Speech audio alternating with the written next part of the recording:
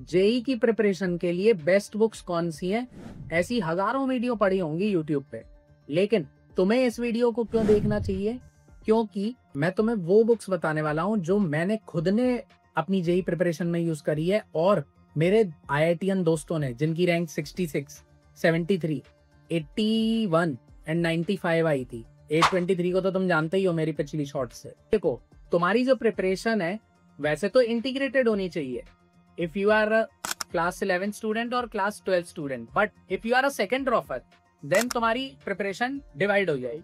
अगर तुम्हारा main focus JEE mains है तो जेई मेंस में क्या होगा, तुम्हें सिर्फ जो कोचिंग के नोट्स हैं वो फॉलो करना है रिलीजियसली, सारा होमवर्क कंप्लीट करो एंड एनसीईआरटी के जैसे अमीन्स वाला चैप्टर है, इनऑर्गेनिक केमिस्ट्री, ये सारा एनसीईआरटी से भी पढ़ सकते। अब जिसका फोकस जेई एडवांस पे है वो पहले तो तुम्हें क्लास के लेक्चर्स ही करने हैं, उसके बाद तुम्हें जो होमवर्क मिला है मतलब क्लास मॉड्यूल्स वो ही करने हैं जो भी जेई एडवांस के होंगे वो वाले। उसके बाद तुम्हें कोई भी रेफरेंस बुक्स लगाने का मन कर रहा है तो उसके लिए मैं तुम्हें बुक्स बताने वाला हूँ for physics, chemistry and maths. अब बात करते हैं फिजिक्स बुक्स की। सबसे पहले तुम लोग कंसेप्ट, अगर तुम्हें कंसेप्ट सीखने हैं या कंसेप्ट बिल्डिंग करनी है with little bit of easy questions, तो तुम HCV के unsolved questions कर सकते हो, ठीक है, starting with this. After that, what you can solve is DC Pandey, Physics Galaxy and third one is Cengage. ये तीनों बुक्स इक्वली गुड है, तो ऐसा नहीं है कोई मतलब तीनों ही ले आए। एक बुक कोई भी रिलीजियसली फॉलो करो और कोई भी चीज हो, मतलब कोई भी बुक अगर तुमने ली है तो उसको पूरा सॉल्व करो। ऐसा नहीं कि इजी इजी क्वेश्चन कर लिए, पीछे वाले बन नहीं रहे, टाइम लग रहा है भैया मैं दूसरे चैप्टर पे स्विच कर गया, ऐसा नहीं करना है।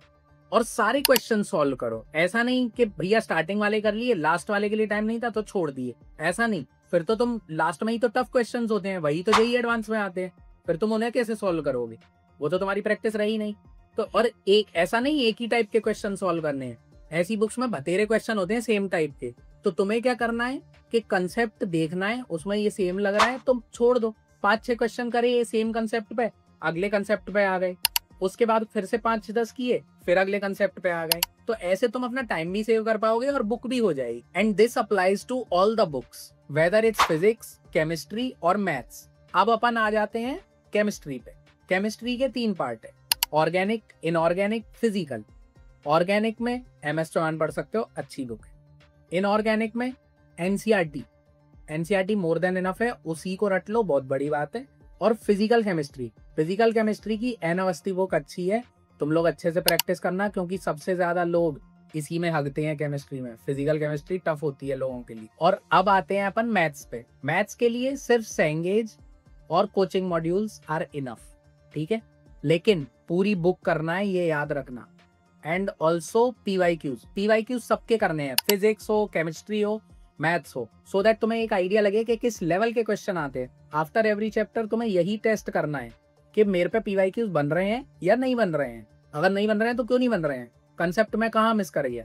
तो ये सारी चीजें बहुत मैटर करेंगी और मैं बता रहा हूँ अगर तुमने इस चीजों पे 7 महीने वर्क कर लिया तो तुम्हारा जैन अटेम्प्ट में तुम फोड़ दे। This is the smart way of reading books. और हाँ, जब भी कभी कोई भी बुक सॉल्व कर रहे हो तो उसमें कोई भी न्यू कंसेप्ट दिख रहा है या टफ क्वेश्चन दिख रहा है कि तुम्हें ऐसा लग रहा है वो आ सकता है, तो उसे स्टार मार्क कर लो, सो दैट तुम जल्दी कभी भी बुक पढ़ रहे हो तो स्किम कर सको न्यू कंसेप्ट और जो तुम भूल गए हो वो चीज। और कमेंट सेक्शन में मेरे को ये बता देना कि नेक्स्ट वीडियो किस टॉपिक पे चाहिए। बाकी लाइक, शेयर और सब्सक्राइब करना मत भूलना।